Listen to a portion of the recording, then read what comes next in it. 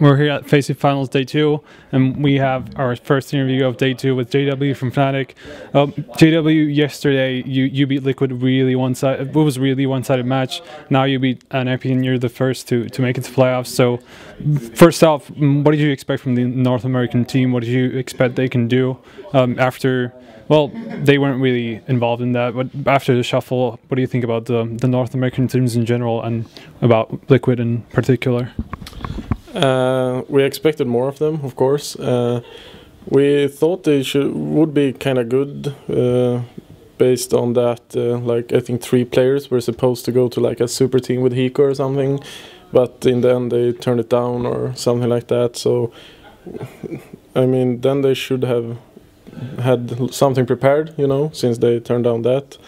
But I mean, it's always hard to play us when we get rolling and get the confidence and just run, I think. So they didn't really get to show their true potential.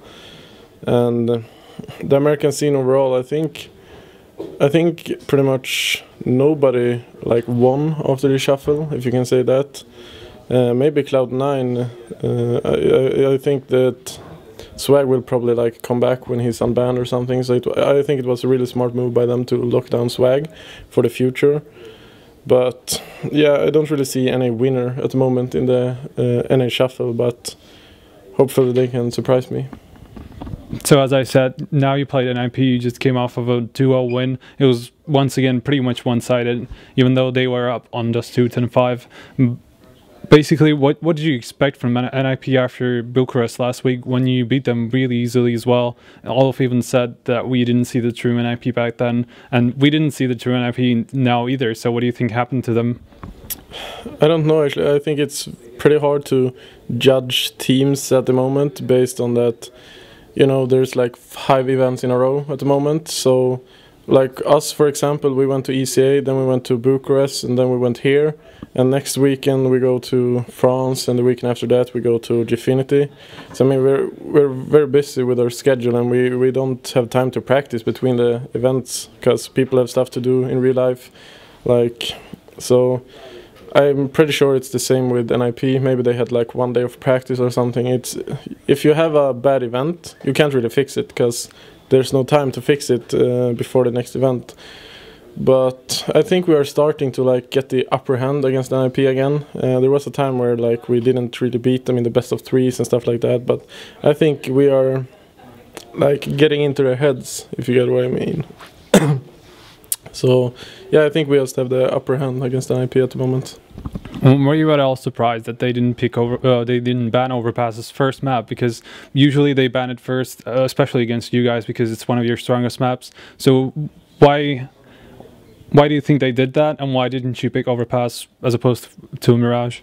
So when we talked through the veto process last night, we figured that they usually ban Overpass, as you say, but we thought they're gonna ban either Mirage or Cobblestone. We're pretty sure they're gonna ban Cobblestone. So actually we talked about picking Overpass, but in the end we decided to pick Mirage instead, and we knew they're gonna pick us too, because they always do that, especially versus us, because we barely play it. So, and then they of course ban Overpass when we didn't pick it. So we just decided to play Mirage instead because we're more comfortable on that one. So we decided to think like what we play better on than what they actually play worse on, because we knew that we have a strong Mirage versus them, and we knew that we don't really have that strong Overpass. Even though they don't play it, it's still risky. So that's pretty much how we did with that. Lastly, what do you think about the Australian scene right now? We have another team, that Immunity, that just beat Liquid, and they're still about to play NiP after this. So what do you make of that team, and what do you make of the Australian scene in general? Do you think it's good that more teams from the other regions are going into the international competition?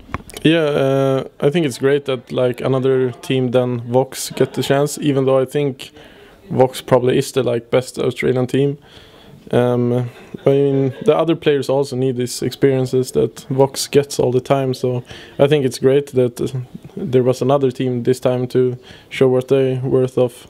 And I think it's pretty much the same with the NA scene, because it's usually always CLG these days and also Cloud9. But now there was Liquid and Elevate instead, so I think that's very good for like the growing of the scene, that more players get this experience and play in the top international tournaments. So I think it's a bit sad because maybe the competition seems better, you know, with Cloud9 instead of maybe Team Liquid, but I think it's the best for the growth of the game.